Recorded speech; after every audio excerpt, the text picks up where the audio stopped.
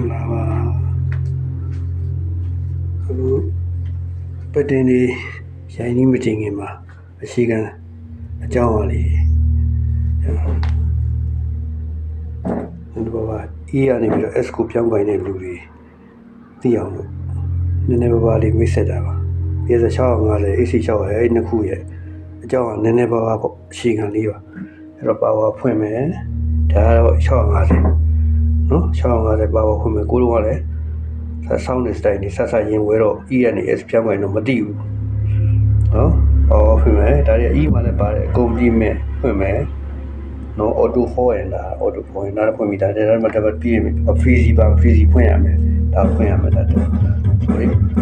freezy ဖွင့်ရမယ်ဖွင့်ပြီးလို့ရှိရင်သူ style နဲ့မှာတော့ဒီ style ရတဲ့ခါတော့ဖွင့်လို့ရတယ်ဘာလို့ style ဒါတွေပြောင်းလို့ရတယ် style နော် style ရတဲ့ခါတော့ဖွင့်လို့ရတယ်နော် style ဒီထဲမှာ expansion တစ်ခုပါမယ်ဒီ expansion ဘယ်ဘက်က expansionညာဘက်က expansion ရှိမယ်ညာဘက်က expansion ညာဘက် expansion ကတော့စီဝါတိုးတွေအလုံး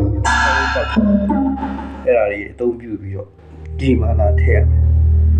ဒီထဲမှာစီရမယ်ဒီထဲမှာစီနော်အဲ့တော့ဒီမှာဒါရိုက်ပြီးသားတယ်စီရတာ expansion ဒါက software expansion နော်အဲ့တော့ဒါကြီးရထည့်ထားတာအများကြီးပဲညာ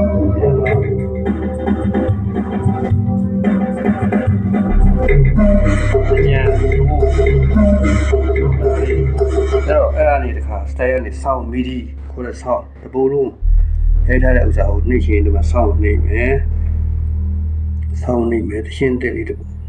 အဲ sound တွေမှာထားတော့ဒီမှာ USB ထဲမှာရှိတဲ့ဥစ္စာ user ထဲမှာဆိုလို့ရှိရင်ဒီမှာ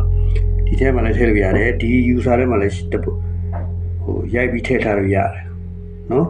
အဲဆိုတော့တပုတ်ဖွင့်ပြမယ်ဒီ USB ထဲမှာ USB နဲ့ကျွန်တော် USB ပါတယ်ဒါ sound sound ဆိုတော့နှိမ့်ရင် sound နိုင်ဖြစ်သွားမယ်တပုတ်လုံးရိုက်ထားရတယ်အဲ USB ကိုထားတော့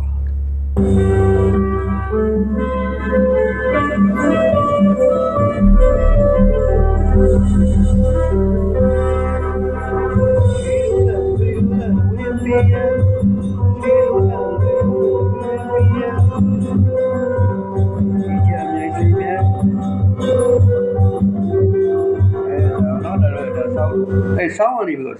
style ပြန်ဒီဟိုဖြစ်မယ်ဆိုရင်ဒီမှာ style ခလို့နော်ဒီမှာဒါလေးနေstyle ပြန်လာတယ်ဒီမှာ style ခလို့ပြန်သွားတယ်အဲ့ဒီ